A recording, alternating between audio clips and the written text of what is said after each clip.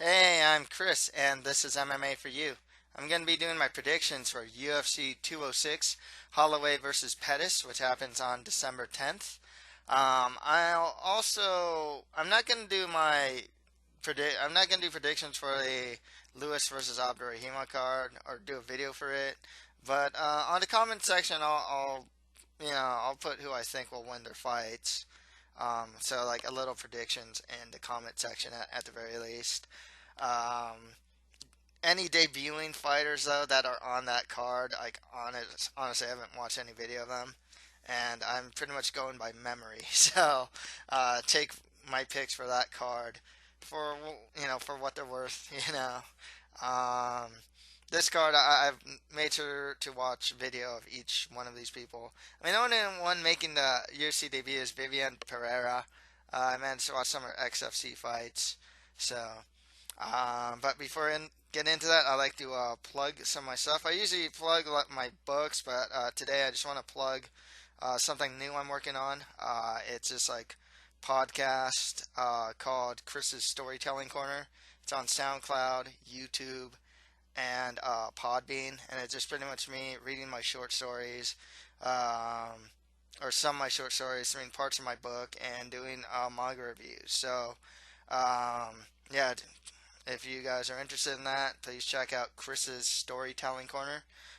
Links to that will be provided in the description. So, on to this card. Fun card, actually.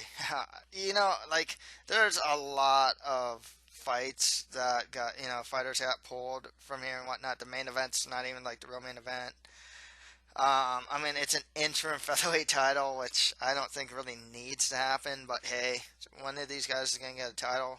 Only cool thing I like about this, or the cool thing I like about this card, is that they really loaded it with just action fighters like Holloway, Pettis, Brown, Cerrone, Choi, Swanson, all action fighters. I think Gastelum would be considered something of an action fighter. He always presses forward. Kennedy can be something more of a grinder, but he doesn't have bad fights. Jordan Means a total action fighter, and I'd say Emil Meek is too. And on the prelims, Cirkunov versus Krylov should be pretty cool. I actually kind of wish these guys weren't fighting each other because they are pretty much the two better, if not best, prospects at 205 right now. Um, Letourneau versus Pereira could actually be kind of fun too. I've seen some Pereira stuff. She pushes forward on the Fight Pass prelims. Actually, Gagnon versus Lopez should be pretty cool too, because both those guys are pretty aggressive. Fight Pass prelims. Lando Venata fights John Makdessi. That should be pretty cool. Um, Makovsky versus Ortiz can be alright. Sago versus Khabilov. That looks like it could be something of a grinder. Dober versus Aubin-Mercier, it's tough to say. Honestly, I don't know if it's going to be an Aubin-Mercier fight where it's going to be a back take, back take city or not.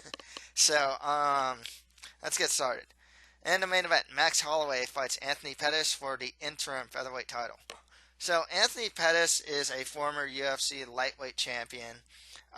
His best range striking is kicking range. When he gets into boxing range, you can even see it in Charles Olivier fight, and especially in the Edson Barboza fight. He, he doesn't seem very comfortable in boxing range. But kicking range, man, when he aims from the body, he has some strong body kicks, head kicks, and whatnot.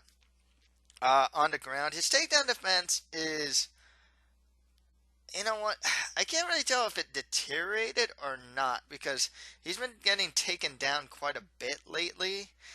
And he did get his back taken by Charles Oliveira, but man, his scrambling is when Charles Oliveira took his back, I was like, okay, Pettis is done. And then it's like, okay, and then like Charles Oliveira also took his back from a body triangle. I was like, okay, this guy's done. Pettis is done. Like this guy is one of the best BJJ guys as far as offense goes, and Pettis manages to always escape his back takes. I mean, I thought that was really impressive. And then he got his own guillotine. So, I mean, his guillotine's really sharp as well. Pettis also has a really good chin. He's just not a guy that gets wobbled very much. He's fighting Max Holloway, who is is also a guy with a really good chin. I mean, this is a guy that pointed to the ground against Ricardo Lamas and just started slugging with him. I mean, he's not a guy that gets wobbled. He's a guy that went all 3 rounds with Conor McGregor. One thing about Holloway that I like, his combination striking and just versatility is really good. He throws a lot. His defense actually isn't that bad either. He's always in the right place to throw strikes and to get out. Um, his chin is really good, and his grappling's really improved as far as takedown defense goes. He has a really nasty front choke series as well, and he's one of those guys that he can knock you out. He will attack the body as well, but and he'll go for like spinning stuff, spinning back kicks. And his punches are good too. Um, he angles well. So, but he's also a guy that can just wear you down and keep working these combinations until you're worn down and then get the finish. Kind of like what he did. Like he did that to Cub Swanson pretty much. He just kept wearing him down with combinations, and then eventually got the finish. Um, this fight, it's the thing with Pettis though is I don't think he's looking that great lately. I don't know if maybe it was a cut to 145. It could very well have been, but he was getting hit on the feet far too much by Charles Oliveira to make me feel really comfortable about Pettis because I was watching. I was like, why are you taking these punches? And Charles Oliveira has no head movement. I mean, he's all offense, but his defense sucks. I mean, it was just really surprising just how much Pettis, how many hits he was taking. Um, with that said, though, I like Max Holloway. I'm picking Max Holloway to win this one. Like I said, defensively, I can't help but feel that Pettis, you know, he's really opportunistic. Pettis is when he finds a sub, like against Gilbert Melendez or Charles Oliveira, dude, he hit those guillotines out of nowhere. He'll hit a kick just out of a head kick out of nowhere, like he did against Lozon. So that opportunity is always there for Pettis. He's always looking for that one single opportunity. I just don't know if Holloway's gonna give that to him. I like Holloway to be able to just pick Pettis apart. I think Holloway might arguably be the better, have the better hands. Kick wise, I would say Pettis is a little better there. Excuse me. And even that's pretty argumentative. I don't really see this fight going to the ground. I can't really see any of these guys really taking the fight to the ground. I see this fight as a range kickboxing game. So, in a sense, that does favor these guys quite a bit. Both of them. I kind of wonder if Holloway is going to give. Because a lot of people are figuring out Pettis, in a sense, to get inside. And that's also how he's losing a lot. Getting in boxing range, getting clinch range, getting takedown range and whatnot, and just avoid the kicks in general. So, yeah, I like Max Holloway to win this one by decision. Next right after that, Matt Brown fights Donald Cerrone. So, Matt Brown, he is really strong in the clinch. His elbows and knees are fight ending. His grappling is pretty good. He has a pretty good front choke.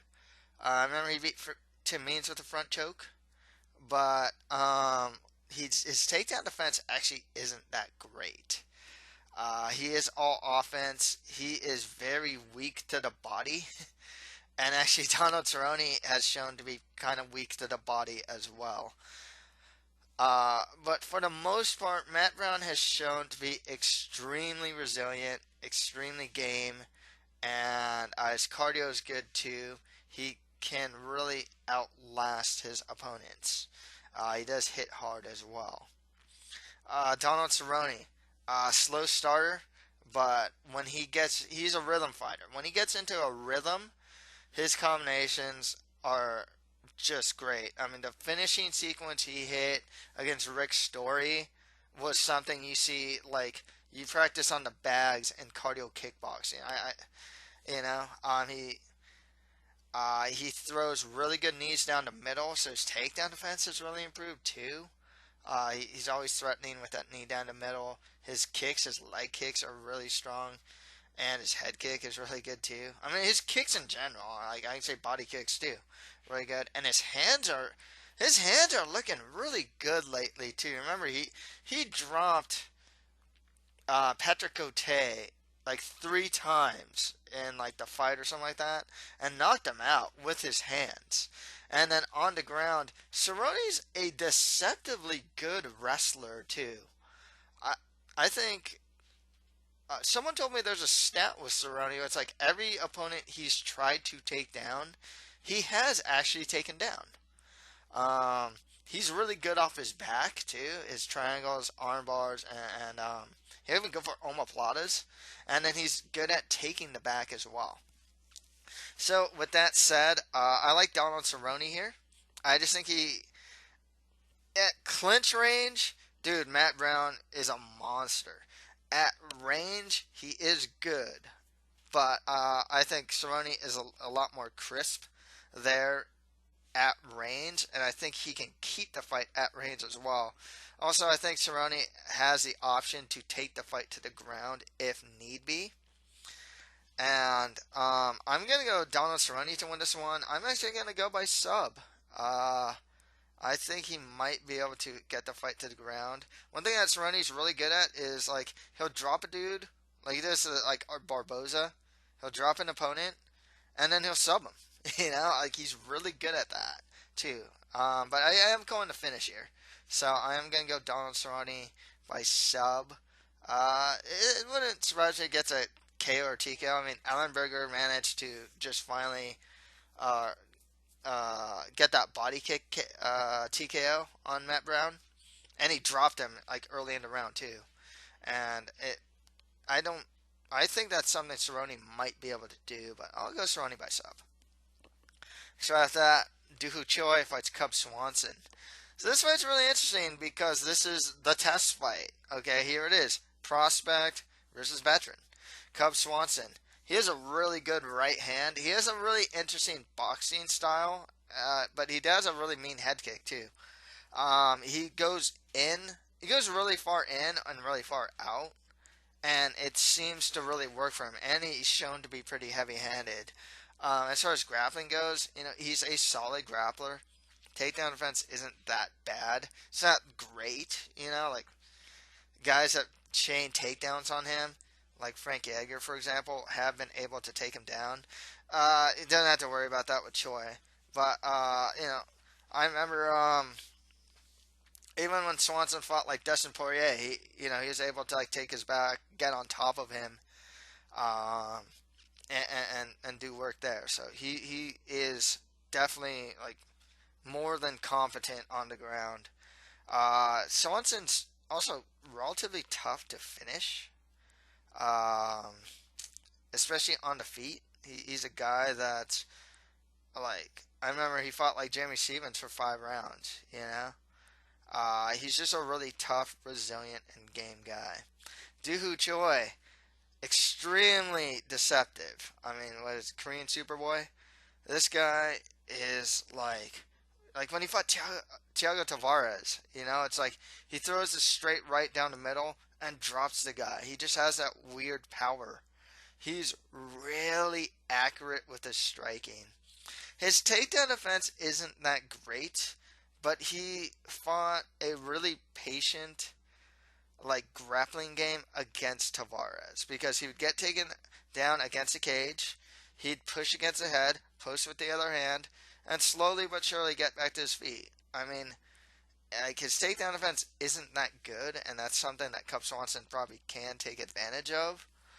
But like his striking, it's like I said, it's just really accurate. Like he finds openings that like I would not have guessed would be there. Um, And like I said, the guy just hits really hard. Um, I would say that this fight stays standing, and it's really tough to call because, like I said, Cub Swanson has veteran savvy at this point. Dooho Choi is still very much a prospect. However, I am going to go with the prospect to win this one. I don't know if he'll knock out Swanson. It's going to be really tough to say if he can. You know what? I'm going to call it. Dooho Choi, KO, or TKO. I just think his accuracy is really good. Um, he's hungry, you know. On the ground, like I said, like his takedown defense isn't that good, but his ability to get back to his feet looked pretty solid against like a good BJJ guy. Um, so yeah, I'm gonna do Choi by K or TK. He has that type of power. It just that weird power that like he touches you and the guy just like ends up on the ground. As far as that, Tim Kennedy fights Kelvin Gastelum. Interesting fight because Tim Kennedy hasn't fought in like 2 years. The guy's been like filming Hunting Hitler and whatnot, you know. But at Tim Kennedy's best, he's a good wrestler. He actually has beaten Michael Bisping. He was able to take him down, pass his guard, pass the mount multiple times. He has good ground and pound as well. This guy went into the guard of Hoger Gracie. I know it's like MMA, and just ground and pound him. Like he didn't just go in the guard and stay on. He stayed on top and started grounding pounding the guy. Uh, Tim Kennedy's stand up, it's solid. You know, it's not great by any stretch, but it is solid. Um, you know, like I can't really like he has a pretty good like left hook, for example. He actually wobbled Yoel Romero, um, and then the stool thing happened, and then he got knocked out. But for the most part, Tim Kennedy's shown he's real resilient. He one thing about Kennedy too, especially against the cage, is he is dogged about completing his takedowns. And once he's on top, he's good at staying on top. He's actually a pretty good scrambler.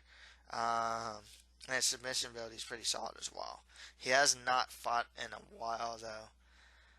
He's fighting Kelvin Gastelum. I believe this fight's at 185. The size advantage, I think, goes to Kennedy. But I remember Kennedy was actually speaking of cutting to 170. Because I can't really say that Kennedy's the biggest 185 guy. He has some really thick legs, though. I think a lot of weight might actually be in his legs. But anyways, Kelvin Gastelum moving up to 185. Gastelum, good boxing. He's always pushing forward. He has a good jab. He has a really good, there's like 1-2, you know? Uh, I would say he has a very, like, I want to say cookie cutter, but just like bread and butter type of like boxing game. It's solid. You know, he doesn't hit super hard, but he does throw a lot. He's shown to have a good chin, and he's a good wrestler too. One other thing about Gastelum, guy is a natural at taking the back. And like I said, he's always pushing forward. Uh, Tough fight for me to call, to be honest with you. But with Tim Kennedy's absence from the game, the fact that Gaslam's a pretty good wrestler himself, I don't think he'll get taken down over and over again. But the size thing does kind of concern me. And I think Gaslam might just be able to do just a little more by pushing forward, throwing hands and whatnot. So I am gonna go with Kelvin Gastelum to win this one by decision. Like I said, he's the guy that's always pushing forward, so that alone is good in the judges' scorecard. He throws at a good clip. His takedown defense is sound, and he's a good scrambler too. I mean, he's not a guy that's easy to keep on the ground. So yeah, I'll go Kelvin Gastelum to win this by decision. As far as that, Emil Meek fights Jordan Mean. So both these guys actually haven't fought in a while. Emil Meek got into the UFC because he elbowed Husamar Palhares and Venator, right? And got this huge upset win. Meek is not Meek. Ha ha ha. He's he's big for his weight class. He's real strong. He does hit hard. Um, but like, he's a bit, in my opinion, he's a bit wild. Like he can be a bit reckless. But he's a really strong guy. Jordan Mean, he actually retired and now he's coming back. At Jordan Mean's best, this guy's boxing is really solid. He throws accurately. His defense is pretty good. His takedown defense isn't the greatest. It's not bad, but it's not. It's not. It's not terrible or anything, but it's not like great. I've seen him get taken down by geez, I think Dan Miller was able to actually take him down. Who else was able to take him down? Um, Tyron Woodley was. Who else? I'm trying to think. But more Jordan Mean does hit hard. One thing that's a problem with Mean though is I've noticed in a good amount of his fights when he goes up against high level grapplers, he I've actually seen him get caught in like a relatively deep submission. So I don't think that'll be a problem here. With that said, I like Jordan Mean to win this one. I'm going to go by KO or TKO. He's just a better. I think he'll just be the better technical fighter than Emil Meek. I also don't have that Meek's making his UFC debut. Octagon jitters and all that. Meek, like I said, real strong guy, but like as far as his technical ability, I like Jordan Mean a lot better. So Mean by KO or TKO. Okay, on the FS1 prelims, Misha Cirkunov fights Nikita Krylov. Misha Cirkunov, man, this guy's good. This guy's BJJ is outstanding. This guy's squeeze literally breaks jaws. This guy has broken the jaw of Nicholson. Like literally broke his jaw. But when he went for like this it wasn't like a rear naked choke over the jaw, Misha Cirkunov also his takedowns, in my opinion, he's more of a clinch type takedown guy, and he's big for the weight class. He has really good clinch takedowns. Um, excuse me, really strong BJJ, a good propensity to take the back. Standing, he's improving. Like when he fought Ion Kutalaba, he showed some really improved stand up. Kutalaba's easy to hit though, because Kutalaba has like zero defense and is all offense, as shown in that Cannonier fight. But Cirkunov looked like his stand up is improving. He's still kind of stiff. Nikita Krylov, man, this guy like Nikita Krylov is like one of the most awkward fighter. Like there's something just really awkward about the guy, I guess. Like not in the sense that he's like a bad fighter, but like he's all offense. Um, he has this like his striking style is kind of like this. I think he has a karate background, right? 'Cause he throws some really good kicks, and the guy just is fearless. Um, on the ground, he's actually a pretty good scrambler, and he submitted like three BJJ black belts or something like that. But he's not like the most technical guy on the ground, but he can get good positions, and he's also just big, strong, and fearless, and super tough. Krylov also has a really cool distinction. All his fights, win or lose, have always been in a finish. He's never actually been to decision. Um, this fight's really hard. You know what? Like, I know Misha Cirkunov is gonna be the much better grappler here, but like, I don't know if he can keep Krylov down. And then Krylov has shown to be this like a much improved striker, and as much as I said he's really aggressive, he still is, but there's still a more hint of patience in his game. As shown in the Ed Herman fight where he just head kicked him. I mean, like, I don't even know if like Ed Herman's still awake. or like is even awake yet. That was quite a head kick. Um, Krylov kind of like thrives in chaos too. I throw that in like a mid combination, you know. I know it's very much possible that Cirkunov can just take Krylov down and sub him. Um, I think might be able to scramble back to his feet if that happens, though.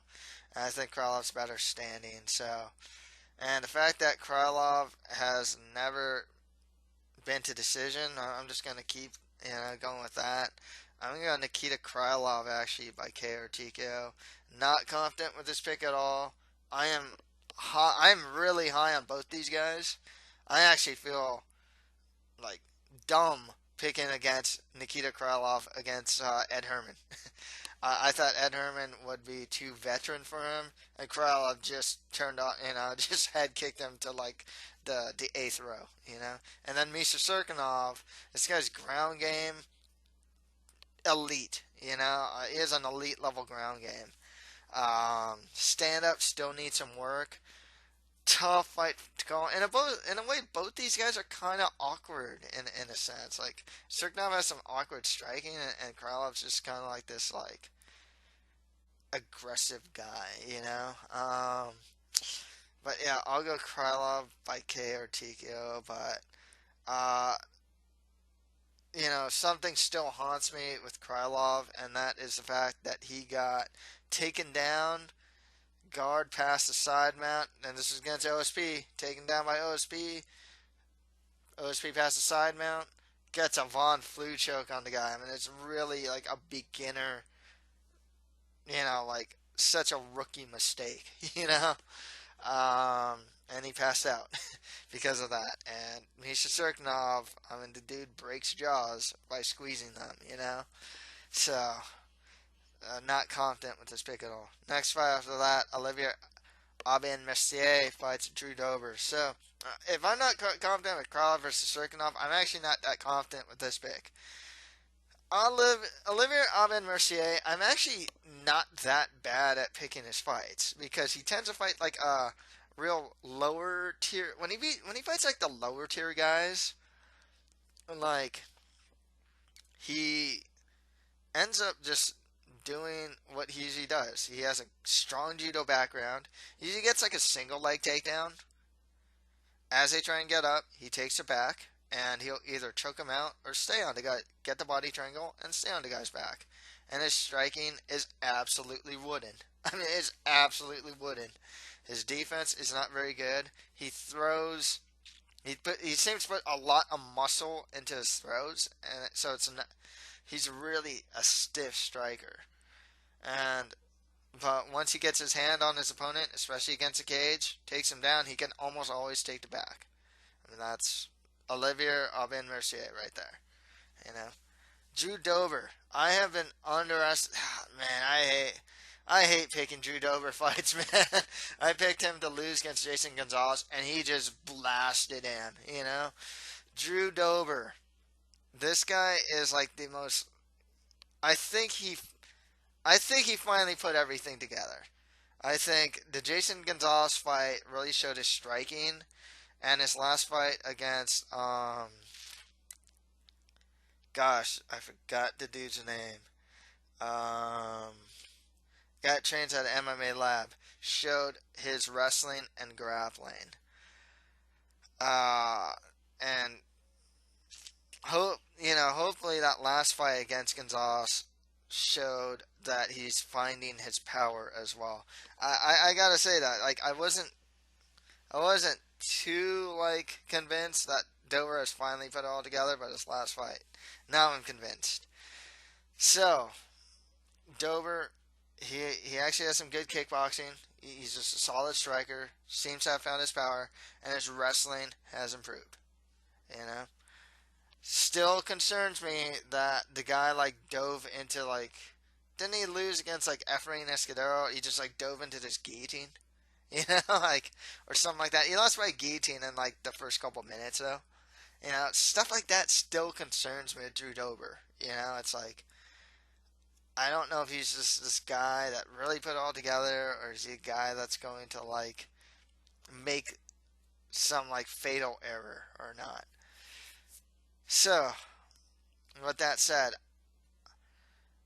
is Olivier Aubin-Mercier going to be able to just take him down, take his back, choke him, or grind him?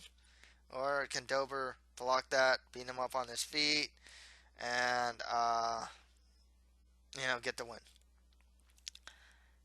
Uh, I'm going to go Drew Dober here. Like I said, I think he finally just put it all together. I think he'll be able to defend the takedowns against Olivier Aubin-Mercier. The thing with Aubin-Mercier, like I said, if you can also keep him at range, kind of like what Chad LaPriest did, he can't take you down, and he can't outstrike you. So if Dover can keep him at range too, that'd be good, and just get his back off against the cage. He can do fine, you know. Um, but and the thing with Aubin-Mercier is like he'll beat guys, like decent enough guys, but like they always seem like lower level guys, you know. And I don't know if Dober's quite there. I think he's more of like because he's now kind of like a UFC mainstay guy. Like Alvin Mercier kind of beats guys that are like on the fringe of getting cut from the UFC, or it's like who is this guy type of deal, you know. For the most part, you know, I can't really think of like too many opponents that like he beat that are like, wow, that's a great win. It's like, oh, he beat a good like mid-level guy, lower level guy. Dober, he's been something of a UFC mainstay right now. So with that said, I think Dober can keep the fight on the feet. His grappling's improved enough. Seems like he's found some power. Drew Dober by decision. So after that, Valerie Letourneau fights Viviane Pereira. So Pereira, I watched some of her XFC fights. This girl is really aggressive and she hits hard. She's always pushing forward. She's strong in the clinch too. She'll throw like really strong strikes from the clinch, and she has good like body lock takedowns. Here's the problem. According to the Fight Finder, I don't, I've been wrong with the height thing before. I, I'm just saying this is where I got my, this is what I saw. Val Letourneau is like 5'6", 5'7", and Viviane Pereira is like 5 foot. So this size discrepancy is going to work against her. Valerie Letourneau is kind of just good everywhere. She is a good striker. She has some power, and if she needs to, she can take the fight to the ground. I mean, she did it against like Marina Moroz, for example. She can take the fight to the ground, stay on top. She's pretty much a veteran at this point. She's fought and won in 3 different weight classes. She's fought at 135, 125, and 115. Problem with her fight at 115 is she should be fighting at 125, and it does affect her cardio. Also, Pereira's making her UFC debut. I don't know how that's going to affect her. She might be able to blitz Letourneau. Letourneau just lost against Joanne Calderwood, but Joanne Calderwood, when she's on and she can get her strikes going, she's real technical, I don't know if Pereira has that type of technique. She kind of has to run in and really get inside to get her strikes in. I don't know if Letourneau is just going to let her do that. And also, Letourneau is just going to be the much taller fighter. So with that said, I think Letourneau can... I don't know if she'll be able to keep at range, but I can also see her just get the fight to the ground, too, to stop any forward momentum of Pereira. So I'll go Valerie Letourneau to win by decision. Next right after that, Mitch Gagnon fights Matthew Lopez. So Matthew Lopez, good prospect, and I don't know why they're giving him some pretty tough guys, and he fought Honey Yaya in his last fight, and Yaya submitted him. But Honey Yaya is like a prospect killer. I mean, don't get I know he's from Mitch Gagnon. It's like, wow, Mitch Gagnon is not that bad, Mitch Gagnon, He's pretty big for the weight class. He hasn't fought in a long time. He throws with reckless abandon, and then his ground game is ultra aggressive. He's actually a pretty good wrestler, strong front strokes, and he can take the back too. But like he is a really aggressive grappler. Matthew Lopez, good wrestler.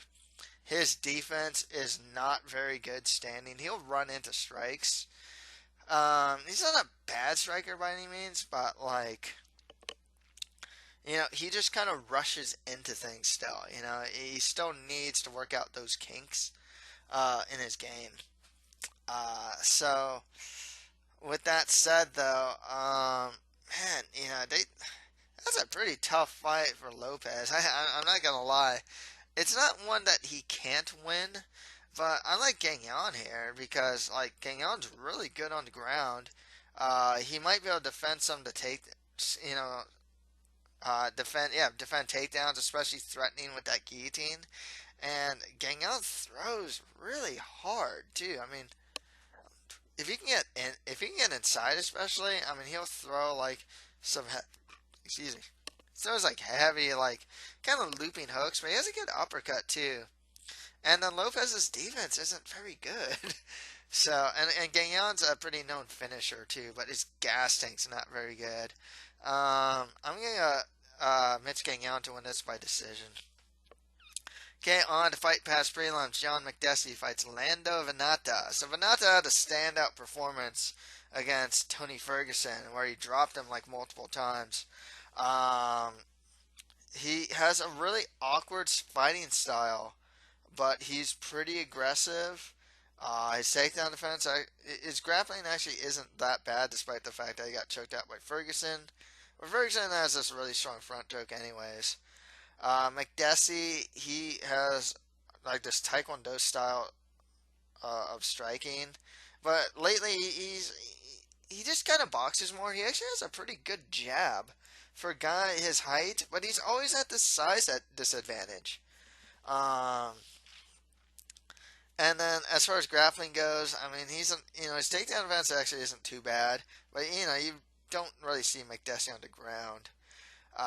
This fight's actually kind of hard for me to call because, like, I don't know if Venata, like, he had that really good performance against Ferguson, but like, uh, maybe he was surprised by Ferguson was surprised by him, just how aggressive he was and his like, you know, his nothing to lose attitude during that fight. But also the height thing always works against Makdessi, and then he's also been on the wrong end of bad decisions. So I am gonna go with Lando Venata because I think he's awkward enough that he can get some strikes in on Makdessi. Makdessi will probably hit him too, but like, and then the other thing that like I said works against Makdessi is like sometimes like I think he won his like I think he rightfully won that his fight against Baghdad. I think right, but that was a close fight. Um, and then there's other fights where I thought he won that he ended up losing. So that also makes me think that like judges for whatever reason just don't like his style. So I'm gonna Lando Venata by decision. Next fight after that, Rustam Khabilov fights Jason Sago. Sago is an all offense guy. His BJJ is really good if he's on top. He'll get on top, pass to dominant position, and work for a finish. On this stand up, he throws really aggressively. His wrestling isn't that bad. He's not the cleanest striker, but he is a guy that throws at a good clip. Rustam Khabilov. Sambo background, really good clinch takedowns. Biggest problem with Rustam Khabilov is that he doesn't throw a lot. He is not a guy that like is all offense. And sometimes guys, I think there's some fights that has really cost him actually. Um, Yeah, he's just a low volume striker. He hits hard, and he has that sambo style where it's like he throws loopy punches that aren't the most technical, but are surprisingly accurate. But he has been hit too. What's his name? Chris Wade dropped him with like, jeez, I forgot what he dropped him with. It's like a spinning kick, I think. Chris Wade managed to drop the guy. Um, but for the most part, Khabilov's shown a good chin. His grappling is top notch. If you work to clinch against this guy, um, a lot of times he'll win out. Sago though does throw more, and that may judges kind of like that. But I think Khabilov's just going to be the better takedown artist, and I think that's going to be a really big difference maker here. Once if that guy can wrap it, Khabilov can wrap his hands around his opponent. The guys are usually going for a ride. So I'm gonna go with Rustam Khabilov by decision. And finally, Zach Makovsky fights Dustin Ortiz. It's Dustin Ortiz, good wrestler. He's actually he's primarily a wrestler, but I've seen him get out wrestled by like Wilson Hayes. Was able to get clinch takedowns on him. Ortiz actually has a pretty good guillotine that he's beaten like Scoggins with and some other guys with. His striking's good, but it's not great. One thing about Ortiz though, he's a really good scrambler, and he's not bad at taking the back. Zach Makovsky, good wrestler, real quick. He has a really, really good snatch single. I mean, he'll grab the single and just like snatch it, take you down. I mean, just a really good snatch single. His stand up on a technical level is really good. I actually thought, man, he fought like Dodson, and I thought he was like out jabbing the guy. He's tireless too. The problem with Makovsky though is he's just one of the least dangerous fighters out there. Like he is just not a finisher. He's not particularly heavy-handed. He doesn't have a lot of finishing ability if he can take you down. It's not like a ground and pound threat. He's not a submission threat. So that's, but he is like skill-wise, he's a very skilled fighter. He's a good scrambler, strong wrestler. Stand-up's really improving. Good cardio. Um, but like his lack of finishing ability, it does hurt him. I don't think Dustin Ortiz is the guy to really finish him or to really outwork him either. So I like Zach Makovsky to just be, like Dustin Ortiz's work rate actually isn't that bad.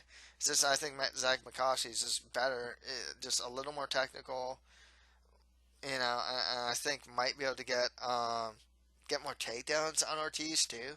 Actually, might be just a little more technical on his feet. So I'm going to go with Zach Makovsky to win that by decision. Okay, to recap, on the main card, I have Max Holloway beating Anthony Pettis by decision. Donald Cerrone beating Matt Brown by submit. Yeah, it's a decision for Holloway. Cerrone beating Matt Brown by submission. Dooho Choi over Swanson by KO or TKO. Kelvin Gastelum over Tim Kennedy by decision. And Jordan Mean over Emil Meek by KO or TKO. On the FS1 prelims, I have Nikita Krylov over Misha Cirkunov by KO or TKO. Drew Dober beating Olivier Aubin-Mercier by decision. Valerie Letourneau over Viviane Pereira by decision. And Mitch Gagnon over Matt Lopez. I didn't say method to finish. I'll say, no, I did. Submission, yeah. Yeah. Mitch Gagnon by decision. On the UFC Fight Pass prelims, I have Lando Venata beating John Makdessi by decision. Rustam Khabilov over Jason Sago by decision. And Zach Makovsky beating Dustin Ortiz by decision. So that's pretty much it for my predictions for UFC 206. Just leave any comments below, and please check out my new podcast, Chris's storytelling corner if you guys are interested in like free short story readings or manga reviews. So that's pretty much it for MMA for you. Thank you guys very much.